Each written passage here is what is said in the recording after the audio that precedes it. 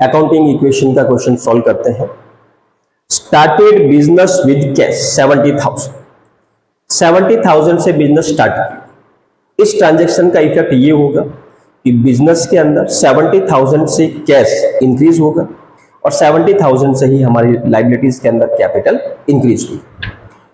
तो इस ट्रांजैक्शन से अकाउंटिंग इक्वेशन बनाते हैं। Number 1, started business, cash increase होगा विद ₹70,000 और इस तरफ कैपिटल इंक्रीज होगी with ₹70,000। Transaction number first, started business with cash, तो कैश इंक्रीज होगा 70,000 से और कैपिटल भी 70,000 से इंक्रीज होगा।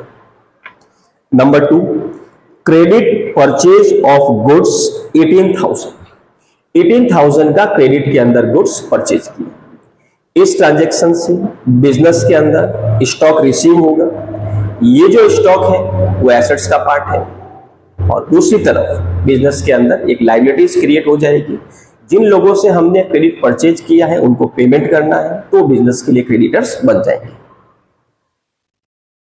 Number 2, credit purchase of goods by किया हमने क्रेडिट के अंदर, कैश पे कोई इफेक्ट नहीं होगा। बिजनेस के अंदर स्टॉक रिसीव होगा तो एसेट्स के अंदर एक और कॉलम बना लेंगे। 18,000 का हमने परचेज किया तो इंक्रीज होगा 18 से और क्रेडिट में परचेज किया है तो हमको इनको पेमेंट फ्यूचर में करना पड़ेगा तो ये बिजनेस के लिए बन जाएगा लायबिलिटीज और एक और लायबिलिटीज इंक्रीज कर देंगे हम 18,000 से। न्यू इक्वेशन बना लेते हैं। कैश 70,000, स्टॉक 18,000, 70,000 और 18,000, ये हमारा बन गया न्यू इक्वेशन। थर्ड ट्रांजैक्शन देख लेते हैं। Payment made to creditors 17,500 in full settlement. Creditors को हमने पेमेंट किया 17,500 का, फुल सेटलमेंट के अंदर किया है। क्रेडिटर्स का जो अमाउंट ड्यू है वो है 18,000 का, बट हम उनको पेमेंट कर रहे हैं 17,500 का। तो ये जो डिफरेंस आ रहा है 500 का, ये होता है discount received. Discount received business के लिए इनकम है और ये इनकम जो होगी वो कैपिटल के अंदर ऐड करेंगे। पेड टू क्रेडिटर्स, क्रेडिटर्स को पेमेंट करना है। हमने पेमेंट किया है 17,500 तो कैश में से 17,500 का अमाउंट हम डिक्रीज करेंगे। स्टॉक के ऊपर कुछ इफेक्ट नहीं होगा।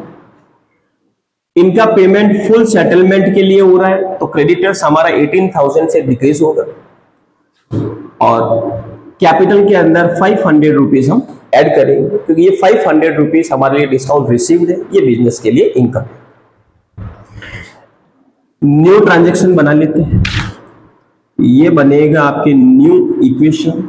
70,000 में से ये हमने पेमेंट कर दिया था, अब बिजनेस के बाद पास बचेगा 52,500 एज इट इज शो करेंगे 70,500 और क्रेडिटर्स हो जाएगा 0। एक बार फिर समझ लेते हैं। Amount paid to creditors in full settlement of his claim. Creditors का अमाउंट ड्यू था 18,000 का, बट हमने उनको पेमेंट किया है 17,500 का, तो कैश में से 17,500 डिक्रीज करेंगे। क्रेडिटर्स 18,000 से डिक्रीज होगा क्योंकि फुल सेटलमेंट के अगेंस्ट पेमेंट हो रहा है और जो डिफरेंस आ रहा है 500 का वो डिस्काउंट रिसीव्ड है, ये बिजनेस के लिए इनकम मानी जाएगी तो कैपिटल के अंदर हम ऐड करते हैं। Next transaction, purchase of machinery for cash 20,000। 20,000 के अंदर हमने एक मशीन परचेज की। इस ट्रांजैक्शन का इफेक्ट ये होगा कि हमारा कैश 20,000 से डिक्रीज होगा और बिजनेस के अंदर एक न्यू एसेट्स इंक्रीज होगी, वो होगी आपकी मशीनरी। Number 4, machinery purchase. तो कैश में परचेज किया हमने तो हमारा जो कैश है वो 20,000 से डिक्रीज होगा, स्टॉक अनअफेक्टेड रहेगा, और हमारी एक एसेट्स और इंक्रीज होगी जो होगी मशीनरी विद 20,000, और ये बाकी वालों को हम जीरो करेंगे। इस ट्रांजेक्शन से कैपिटल इफेक्ट नहीं होगा। न्यू इक्वेशन बना लेते हैं। 52,500 में से 20 का पेमेंट हो गया, अभी भी हमारे पास कैश पड़ा है 32,500 का, 18,000 हमारा स्टॉक है और 20,000 की मशीनरी, कैश पड़ा, कैपिटल है हमारे पास में 70,500 का। ये हो जाएगा हमारा new equation. Next transaction, depreciation on machinery ₹2,000। Machinery के ऊपर 2,000 रुपीज का डेप्रीशिएशन लगाना है। डेप्रीशिएशन लगाने से मशीनरी की वैल्यू हो जाती है डिक्रीज, तो हमारी मशीनरी 2,000 रुपीज से डिक्रीज होगी, और जब एसेट्स की वैल्यू डिक्रीज होती है तो ये माना जाता है डेप्रीशिएशन, और डेप्रीशिएशन बिजनेस के लिए जो होता है वो एक तरह से एक्सपेंसेस माना जाता है, और जो भी एक्सपेंसेस वगैरह होते हैं वो हम कैपिटल के अंदर माइनस करते हैं।